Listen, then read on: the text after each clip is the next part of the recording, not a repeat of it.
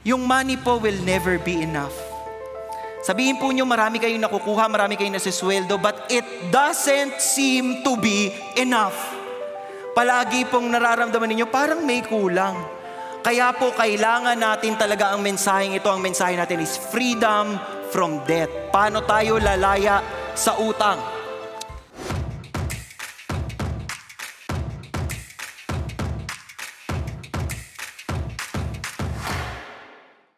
Tayo po ay nagpapatuloy sa ating series. Ang tawag po sa ating series ay Money, Good or Evil. Nasagot niyo na ba yung tanong? Money, good or evil? Amen. Money, good or evil? Penge. Kailangan namin yan. So, ito po yung tinutuklas natin dito sa service na ito.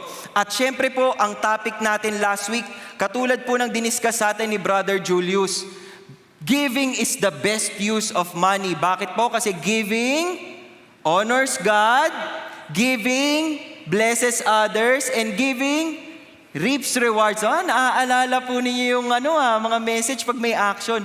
Naku, dahil ngayon ang araw pong ito, 5 points po.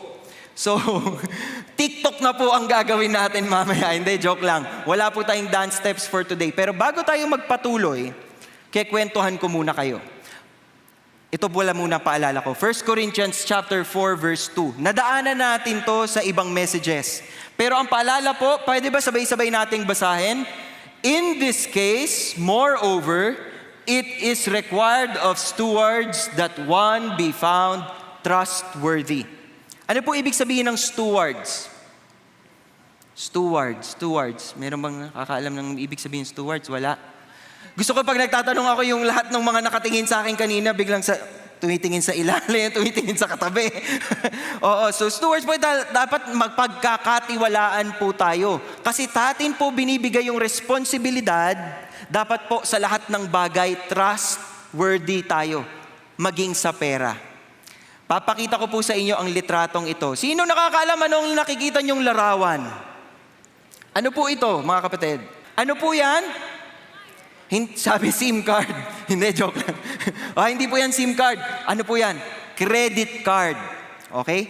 Credit card po ang simbolo natin. Ngayong hapong ito, pag nakikita nyo to, ang inyong nasa isip dapat ay utang. Okay? Credit card, anong dapat naiisip? Utang. Hindi po kayamanan.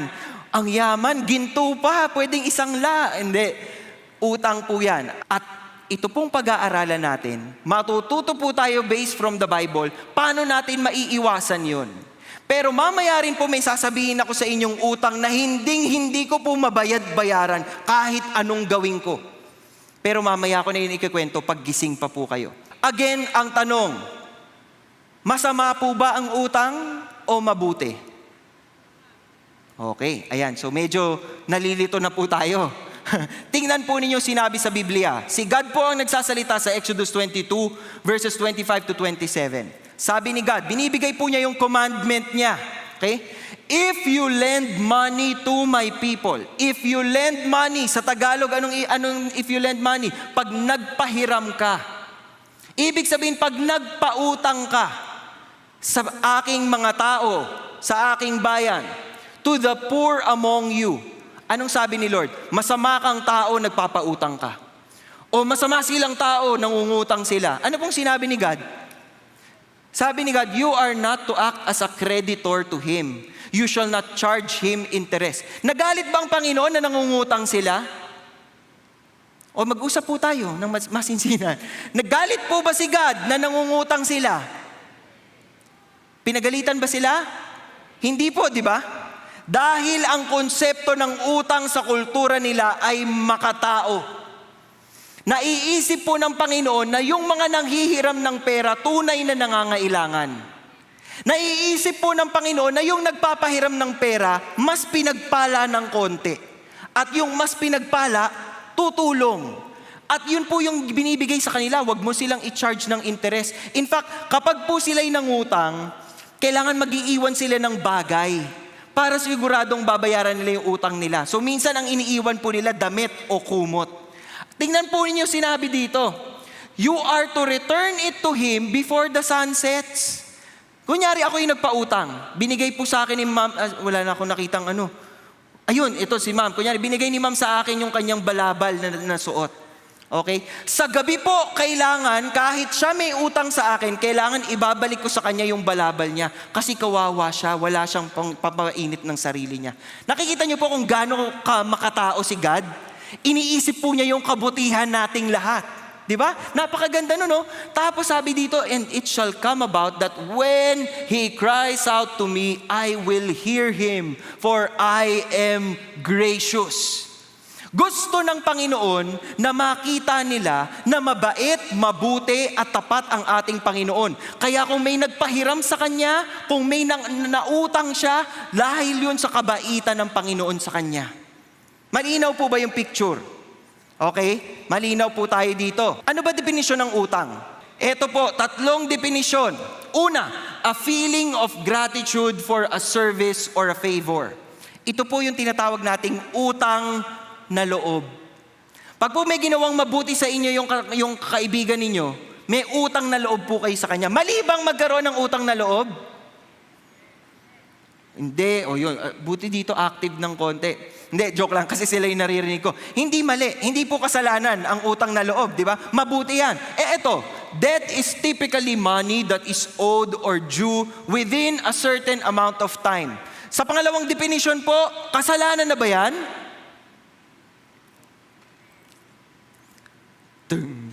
Phone a friend na po ba tayo? Ayun, si ate nakita ko, hindi. Walang mali dito. Di ba?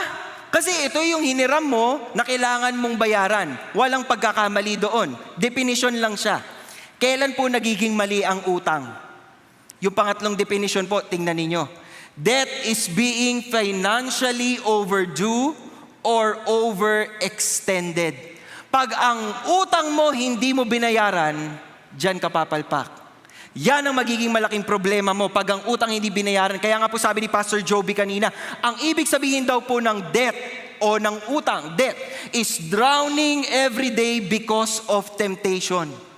Utang ka ng utang kasi natetempt ka. You're drowning every day, nababaon ka. Sabi ko, hindi po bebenta yan dito sa Tagalog Filipino Service. Kaya gagawin po natin yan mga kapatid. Utang. Utang. Ugod-ugod at talagang abala. Namomroblema. Ganid kasi. Yan po ang definisyon ng utang. Namomroblema tayo, ang dami kong utang. Shopee! Ito pa. Ching! Shopee! Ito pa. Di ba? Tapos tayo po mamomroblema pag wala na po tayong pambayad. Ugod-ugod at talagang abala. Ganid kasi. Yung money po will never be enough. Sabihin po nyo, marami kayong nakukuha, marami kayong nasisweldo, but it doesn't seem to be enough. Palagi pong nararamdaman ninyo, parang may kulang. Kaya po, kailangan natin talaga ang mensaheng ito. Ang mensahe natin is freedom from debt. Paano tayo lalaya sa utang? Tignan po muna natin ang Psalm 37 verse 31. Napakayaman po ng Psalm 37. By the way, para po sa mga nagbabasa ng Biblia, basahin po ninyo yung buong Psalm 37. Kasi binuhos po ni Haring David yung kanyang lahat ng natutunan sa buhay sa Psalm 37. At dito po pinag-iiba niya yung mga wicked at yung mga righteous. And in verse 31 po, sabi niya, the wicked borrows and does not pay back. Because God knows who does not pay. Di ba? Kaya yan po, masama daw yung nanghiram ng hindi nagbabayad. But the righteous is gracious and gives. Kung pwede lang nga daw po, ang pwede lang nating maging utang ay pagmamahal. Sabi ni Paul sa Romans 13 verse 8, ito po practical na. Pag inaral nyo yung Romans, maraming theology, pagdating mo ng Romans 12, Romans 13, practical application. At sinabi po niya dito, owe nothing to anyone except to love one another. For he who loves his neighbor has fulfilled the law. Wala po tayong ibang babayaran, wala po tayong ibang pananagutan kundi pag-ibig. Dahil pag-ibig ang kasagutan, kabayan. Di ba? Hindi nyo naabutan si kabayan sa pag-ibig? So magpamahal lang yung pwede nating gawing utang. Proverbs 22 verse 7. Ito po ang memory verse natin. The rich rules over the poor and the borrower becomes the lender's slave. Pag po tayo nangungutang, nagiging slave po tayo nung inutangan natin. Totoo ba yun? Tama po ba yun? Amen, di ba? Kasi kapag po nangutang kayo, tingnan po ninyo ha, pag nangutang kayo, tas wala kayong pambayad, hindi kayo makapunta sa birthday party. Birthday mo ngayon, pero hindi ka makapunta kasi nandun yung meron kang utang. Hindi ka pwede magpakita. Nagiging slaves po tayo, ganun din po yung utang. Di ba? Kung marami tayong utang, marami pong nakatali sa atin. Kaya anong dapat nating gawin? 5 bagay po. Mag-notes po kayo dahil may quiz tayo later. Unang-una, confess, repent, and pray to God. Confess, repent, and pray to God. Nangutang tayo, mag-confess tayo sa Panginoon. Dahil hindi tayo nagre-repent dahil nangutang tayo. Nagre-repent tayo dahil ang naging solusyon natin ay mangutang. Di ba? So, lalapit tayo sa Kanya, magdarasal po tayo. Sabi po ng Psalm 18 verse 6, In my distress I called upon the Lord and cried to my God for help. He heard my voice out of His temple and my cry for help before Him came to His ears. Yung iba po sa atin, pag may utang, may kilala ka bang 5-6? Kailangan ko ng 5-6. Bago po kayo pumunta sa 5-6, sa 18-6 muna. In my distress, I called upon the Lord and cried to my God for help. Manghingi tayo ng tulong sa Diyos. Iiyak natin po sa Diyos. At siya po yung maggagabay sa atin. Kung talagang nagkamali po tayo, pwede natin gawin yung James chapter 1, verses 5 to 6. If any of you lacks wisdom, Lord, di ko na alam gagawin ko. I'm lacking wisdom. Let him ask of God who gives to all generously and without reproach.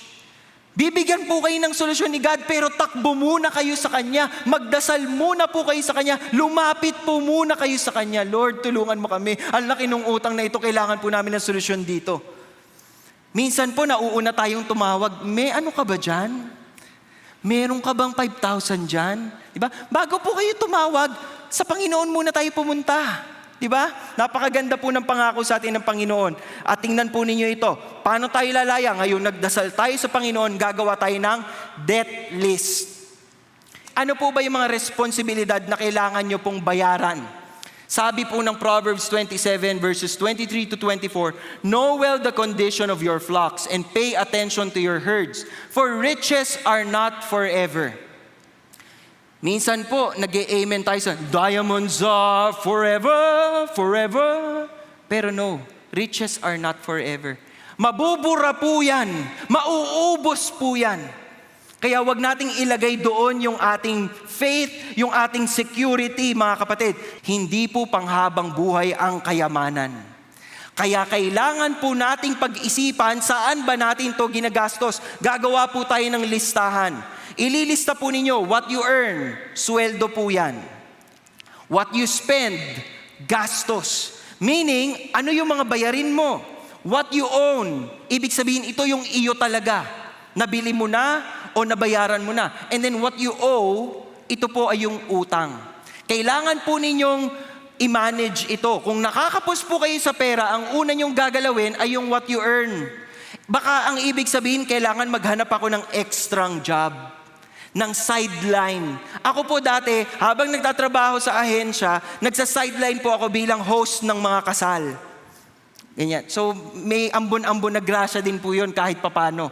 What you spend, iingatan nyo rin yung gastos ninyo. Diba? What you own, tingnan po ninyo muna anong meron na kayo. Baka mamaya Shopee po kayo ng Shopee. And then yung what you owe po, kailangan bayaran. Gagawa po kayo ng debt list, parang ganito. Lalagay niyo po dyan kanino yung utang, ano yung balanse, ano yung minimum amount, ano po yung interest, at kailan po yung due date. Pwede niyo po itong gawin. At magiging solusyon niyo po dito is that yung pinakamababa po na kailangan bayaran, unahin niyo na hanggang mawala siya. Pangatlong step, make a realistic debt repayment plan. Pong ibig sabihin ng make a realistic debt repayment plan. Dahil po alam nyo na sa puso ninyo na dapat ang utang binabayaran. Wag po kayong matutulog ng parang, okay lang, hindi naman ako sinisingil. Di ba? Ang sarap mangutang kung hindi tumatawag yung inutangan mo, tapos hinahanap ka, saan ka nakatira? Di ba? Pero wag po kayong masanay na ganun yung iisipin ninyo. Dapat, bilang mga responsableng tao, bilang mga nagsisimba sa CCF, bilang mga naniniwala sa Diyos, magbabayad tayo ng utang. Okay? At para makapagbayad ng utang, gagawa tayo ng realistic debt repayment plan. Bakit? Dahil sabi po sa Proverbs 3 verses 27 to 28. Ito, pakinggan nyo. Do not withhold good from those to whom it is due, when it is in your power to do it. Minsan may sweldo na po kayo. May naniningil. O yung utang mo andyan yung sweldo. May outing tayo May outing tayo next week. Sige, wag na muna tayo magbayad. Naku! Tingnan niyo po yan. You're withholding good from those to whom it is due. Di ba? Kaya pag meron na kayo, bayaran nyo na po. Huwag nyo na pong ipitin. Do not say to your neighbor, go and come back. Tomorrow I will give it. Nandun na po sa inyo. Nakikita niyo po yung sinasabi nitong verses na to. Kung nasa kapangyarihan po natin, gawin na po natin kaagad. Dahil ayaw nating may matitisod sa atin. Ayaw nating may magsasabing, ito nakikita ko sa CCF, nagtataas pa to ng kamay. Alam mo, hindi to nagbabayad ng utang. Nakakahiya po, di ba? Parang nasaan ang Diyos natin kung ganun po tayo. Kaya dapat po nyo talagang galingan. No? Talagang pagplanuhan nyo na paano nyo isisettle at lumabas na kayo sa utang. Huwag nyo pong gaalagaan yung utang nyo ng palakihin nyo ng palakihin. Huwag na. Isettle na po natin, bayaran na po natin kasi ito po ay good. Ito po ay kailangan nila. Ito po ay inaasahan ng pamilyang inutangan natin. Ito po ay inaasahan ng bangko. Ito po ay inaasahan ng hiniraman ninyo. Ibigay natin. Ibigay mo na. Ay, Christmas bonus pala yan. Hindi pala yun. So utang po, babayaran natin. Huwag na nating impitin. Kung kayang magbayad, magbayad na po kaagad. Pang-apat na step na po tayo. Mabilisan lang tong palang message na to. Pang-apat pong step. Stop adding debt. Proverbs 16 verse 3. Commit your works to the Lord and your plans will be established. Kaya naman po tayo naiipit sa utang kasi nagdidesisyon po tayo on our own. Hindi tayo nagte-take ng time magdasal. Hindi tayo nagte-take ng time magtanong sa mga nakakaalam. Hindi tayo nagpapaalam sa magulang. Naalala ko po, nung nagki-credit card ako, hindi ko naman pinagpaalam sa magulang ko na bibili ako ng ganito, ng ganyan. Tapos makikita ko yung sarili ko, ipit na ipit ako sa problema. When you commit your life to the Lord, everything, your plans will be established given na susunod ka dapat sa Kanya. Kasi yung committing your works to the Lord, ibig sabihin nito, sinusuko mo lahat sa Kanya. Siya ang boss, siya ang masusunod. Kaya para hindi tayo mabaon sa utang, lapit agad tayo sa Panginoon. Ang paalala po sa akin, at pinaalala na to ni Brother Julius, pinaalala to ng ninong ko sa kasal, before you pay, you pay. Before you pay, you pay. Frequently ask yourself, can you afford it? Gusto ko ng bagong kotse. Kami mag-asawa, dalawa lang po kami, wala pa po kaming anak. Gusto na natin ng mas malaking kotse, babe. Oo, sige, bili na lang tayo ng mas malaking kotse. May isang kotse po kaming maliit. Sabi niya, sabi namin, gusto na namin ng malaking kotse. Can you afford it? No. Okay, bye-bye, kotse. Dapat ganun. Yun ang unang tanong, can you afford it? Ngayon, yung iba po sa inyo, pwede nyo sabihin, yes, pwede akong kumuha ng loan. Zero interest. Zero interest, blank years to pay. Kaya ko yan. So pinilit mo, sabi mo, yes, okay. Do you need it? Do you need it? Do you need it? Kailangan nyo ba? Kasi kung hindi nyo pa kailangan, ba't nyo bibilin? Kunyari sabihin nyo, hindi, kailangan ko. Ang sikip-sikip sa kotse. Dalawa lang naman kayo sa kotse, hatchback yung kotse nyo, may dalawa pang pwedeng sumakay, pero sikip na sikip ka. Ang sikip O pinilit mo talaga. Tanungin mo ulit yung sarili mo, do you need it now? Kailangan mo ba talaga ngayon? So habang kayo yung nagsha-Shopee, wala yung cellphone ko, habang kayo nagsha-Shopee, nakita nyo, uy, ang ganda. Can you afford it? Syempre, yes, kasi payday sale. Payday sa 15. Ganyan, tuwan-tuwa tayo. Add to cart tayo. Ganyan, yes, payday. Can you afford it? Kaya yan. Do you need it? Kailangan ko ba talaga? Do you need it now? Mamamatay ka ba pag hindi mo to nabili? Parang ganun po dapat yung tanong, di ba? At pagkatapos, tatanungin mo, pag yes pa rin ang sagot mo, is this the best deal? Ngayong 15 ba ako payday bibili? O pagkatapos na ng payday, is it the best deal? Kailangan maging wais po kayo. At higit sa lahat, kailangan po, does your spouse agree to it? Asawa po ba ninyo, tinatanong ninyo pag bumibili kayo, Han, what do you think? Pag sinabi po ng asawa nyo, ikaw bahala, di bili ka lang bili. Tapos pag nagbabayad na po kayo, siya yung sisihin mo. Sabi mo, ako bahala Di ba? Pero doon naman sa mga tinatanong, dapat wais din po kayo. Alam mo, parang di pa natin kailangan yan. At syempre, pag hindi siya nag-agree, ibig sabihin, it's not a yes, yes, yes, yes, yes. Huwag mong bibilin. Naiintindihan po ninyo? Para hindi kayo maipit sa utang. At higit sa lahat po, kailangan nyo itong gawin. Be accountable to someone. Kailangan po, meron kayong nakakausap na totoo, tapat sa inyo at makakapagsabing, alam mo, ang bobo mo, bakit mo ginawa yan? alam mo namang wala kang pera Ang kulit mo. Dapat may ganun. Eto muna, huwag ka munang bumili.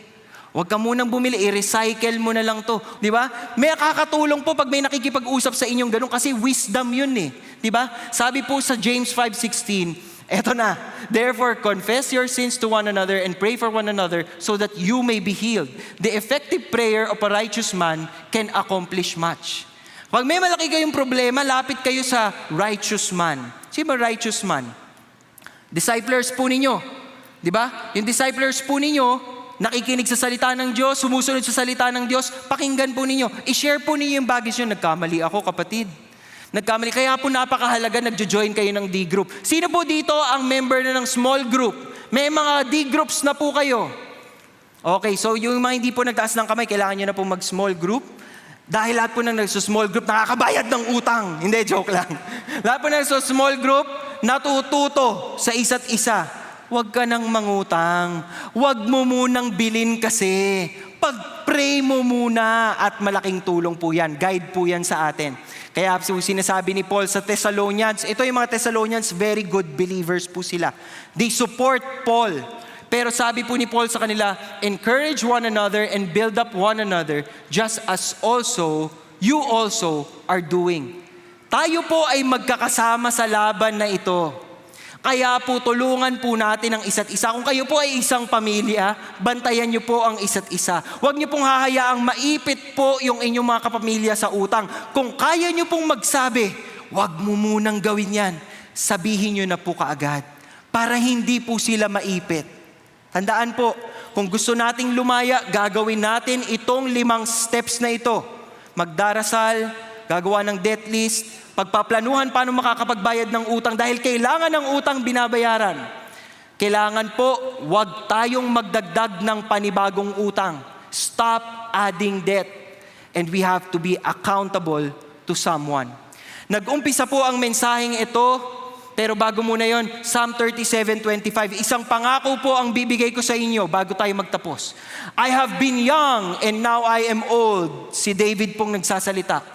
Yet I have not seen the righteous forsaken or his descendants begging bread.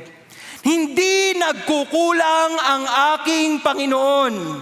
Hindi bingi ang aking Panginoon. Nakikita niya ang aking mga pangangailangan at confident ako na kung susunod ako sa Kanya, kung ibibigay ko ang aking buhay sa Kanya, kung magtitiwala ako sa Kanya, hindi ako papabayaan ng Panginoon. Ang confidence mo ay na kay God, ang confidence mo wala dun sa inuutangan mo. Balikan natin ang picture na ito. Ito po ang mas malaking utang na hindi ko kayang bayaran. Ako po ay makasalanan, ako po ay marumi, ako po ay sakim at ganid. Kadalasan po, sarili lang ang aking iniisip, lalo na nung bata po ako. Suwail po ako sa magulang. Sinasabihan ako ng magulang ko, wag mong gawin yan. Sinasabi ko sa magulang ko, malaki na ako, ma. Palayain mo na ako. Wow, ang tigas din ng mukha nito no? Ano pong nangyari sa akin? Loko-loko po ang aking buhay.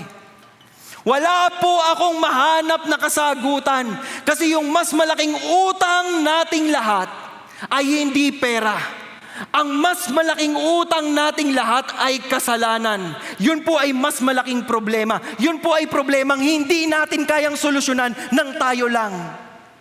Kaya kinailangan ko pong lumapit talaga sa Panginoon at magsisi at sabihin, Panginoon, hindi ito ang buhay na binibigay mo sa akin. Hindi po ito yung plano mo para sa akin. Patawarin po ninyo ako. At doon sa puntong yon na isinuko ko ang lahat sa Diyos at kinilala ko siyang tunay na bossing ng buhay ko. Kinilala ko siyang tunay na Diyos ng buhay ko. Doon po ako unti-unting lumaya sa malaking utang ko, utang na mga kasalanan na hindi ko mababayaran. Paano tayo pinapalaya ng Panginoon? Colossians chapter 2, 12 to 14. When you were dead in your transgressions and the uncircumcision of your flesh, He made you alive together with Him. Binuhay tayong muli kasama ng Panginoong Hesukristo. Having forgiven all our transgressions, pinatawad ang lahat ng ating mga kasalanan, and canceled out the certificate of debt. Ano ibig sabihin niyan? Pinawalang bisa ang mga pananagutang kaugnay ng ating mga kasalanan. Ano po daw ginawa ng Panginoon? He has taken it out of the way. Itinanggal na niya ito, inialis na niya ito nang siya po ay ipinako sa krus. Ang tunay na kalayaan ng mensahe natin ngayong hapong ito, na ngayong gabing ito, kung kailan man kayo nakikinig, ay hindi lang basta pera. Hindi po ito pera lang yan. Hindi po ito pera lang. Dahil ang pinakamalaking problema natin ay kasalanan. At yung kasalanan po natin ay tinubos ng ating Panginoon. Akala ninyo ang topic natin ay freedom from debt? Sa Biblia po, ang debt ay simbolo ng pinakamalaking problema nating lahat. At yan po ay sin. Freedom from sin. Ito po ang nire-resolba natin. Kapag po tayo nababaon sa utang, may kasalanang involved doon. Ano? Yung katapatan po natin. Yung hindi po natin pagtitiwala sa will ng Panginoon. Yung lagi po tayong nauuna kaysa kay God. Wala pang go signal si God, bumili ka na kaagad. We need to be set free from our greed. We need to be set free from our sin para po tunay nating maramdaman yung ating kalayaan. At pinapalaya po tayo mula sa ating mga utang, mula sa ating mga problema, at ang kalayaan natin po ay na kay Jesus. Pag po tayo'y tumitingin sa krus, dapat po ang naiisip ninyo, pinako ang aking Panginoong Hesukristo sa krus para palayain ako sa napakalaking problema ko sa kasalanan. Yung kasalanan natin, hindi natin mababayaran kahit anong effort mo, kahit anong ligo mo, kahit maglibag ka, kahit pumuti ka na, kakalibag mo. Mag-iba na ng kulay yung balat mo. Hindi mo matatanggal sa iyo yun. Ang makakapagtanggal lang nun ay ang Panginoong Hesukristo. Kaya pag tumitingin tayo sa krus niya, inaalala natin ang krus niya, inaalala natin yung pagkamatay niya, sinasabi natin, Panginoon, salamat. Salamat, Panginoon, at tinubos mo ako. Alam niyo ba yung kanta na Jesus paid it all? Sabi nung bridge doon oh, praise the one who paid my debt and raised his life up from the dead. Dahil dapat nating pinupuri siya. Siya ang nagbayad ng ating utang na hindi natin mababayaran. Kaya po kung kaya niyong sumabay sa akin, dapat lagi niyo itong naaalala. Jesus paid it all to Him I owe. Sin had left a crimson stain, He washed it white as snow. Hinugasan po tayo ng ating Panginoong Hesukristo at pinalaya po tayo sa tanikala ng mga kasalanan natin. Kaya kaya po nating humarap sa mundo ngayon at sabihing may tunay na kalayaan. Hindi dahil mayaman ako, hindi dahil kaya ko magbayad ng utang, hindi. Dahil ang tunay na kalayaan, ang kapatawaran ng Panginoong Hesukristo at ang pagbibigay niya sa atin ng second, third, fourth, fifth chance. Huwag niyo pong sayangin ang grasya ng Panginoon. When Jesus paid it all, dapat wag na po tayong masanay na uutang ako ulit kasi babayaran naman lahat. Diba? Kung nare-realize nyo po yung ginawa ng ating Panginoon, dapat ngayon pa lang, magbago po tayo. Yan po ang hamong iiwan ko sa ating lahat ngayong hapong ito. At sana po, bukod sa makalalaya kayo sa mga problema nyo sa inyong mga utang, mas lumaya po kayo sa bitag ng kasalanan. Ang pag-asa po natin ay nasa Panginoong Hesukristo. Lagi po siya ang hahariin natin. Lagi po siya ang titignan natin kasi grabe po ang pagmamahal niya sa atin. Gusto nyo bang tunay na lumaya sa inyong mga utang? Gusto nyo bang tunay na lumaya sa inyong mga kasalanan? Ngayon pa lang, lumapit tayo sa Panginoon at sabihin sa Kanyang, Panginoon, hindi ako. Ikaw ang bubuhat sa akin. Ikaw ang mag-aalis sa akin sa buhay ng kasalanan. Ikaw ang tutubos sa akin. Ikaw ang magbabayad para sa akin. At tuturuan mo ako kung paano maging matinong tao. Dahil ang gusto ko, Panginoon, ang glory mapunta sa iyo. Mga kapatid, tayo po ay magdasal. Uunahin ko po yung mga taong kasama natin ngayon na hindi nyo pa ever nasuko ang inyong buhay at puso sa ating Panginoon. Kung pwede po nyong gawin itong sasabihin ko. Lumapit po tayo pag kumbaba po natin yung ating puso, sabihin natin sa ating Panginoon, Panginoon, marami po akong atraso, marami po akong kasalanan. Pero kung totoo po yung narinig ko, na kami po ay pinapalaya mo nang bayaran mo ang utang namin na hindi ko mabayaran. Panginoon, tinatanggap kita bilang aking tunay na Diyos at tagapagligtas. Palayain mo ako, hindi lamang sa utang, kundi higit sa lahat sa kasalanang bumibihag sa akin. Ibinibigay ko ang aking buhay, puso, isip at kaluluwa sa iyo, Panginoong Hesukristo, dahil alam kong tinubos mo ako. At sa atin pong lahat, kung sa palagay po ninyo kailangan nyo ang Panginoon para pagtagumpayan ang problema sa utang, ang problema sa pera, ang problema sa pamilya, ang problema sa politika, ang problema sa buhay, at alam ninyo na kung kakapit kayo sa Panginoon, hindi niya kayo pababayaan, hinahamon ko kayong tumayo ngayon at piliing tindigan ang inyong pananampalataya sa ating Panginoon at sabihin, Lord, by faith, pagtitibayin ko po ang aking paningin, ang aking pag-ibig sa iyo. At mabubuhay ako, Panginoon. Mabubuhay ako, ilalaban ko ang aking buhay. Sa kabila ng lahat ng problema, ibibigay ko po ang aking buhay sa inyo. Dahil alam kong kaya niyong baguhin ang aking buhay. Kung isinusuko niyo po ang inyong buhay sa Panginoon ngayon, tumayo kayo ngayon at isuko yan at sabihin, Lord, enough of me because I need you, Panginoon. You are reliably true. Makakapitan ka, maaasahan ka. Panginoon, alam kong minahal mo ako, binigay mo ang buhay mo sa akin. Panginoon, tinubos mo ako. Salamat po. Panginoon, nakatayo ang aking mga kapatid ngayong hapong ito.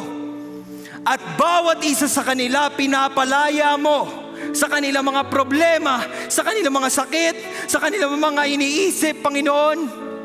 Ikaw ang aming kalayaan. At ngayon po, sumusuko kami bilang isang simbahan. Tumatawag sa iyo bilang aming Panginoon, Diyos at tagapagligtas. Tulungan po ninyo kaming mabuhay na naaayon sa iyong salita. At tulungan mo kaming maging mas mabubuting mga tagasunod ng aming Panginoong Hesukristo, in whose name we pray. And all of God's people say, Amen and Amen.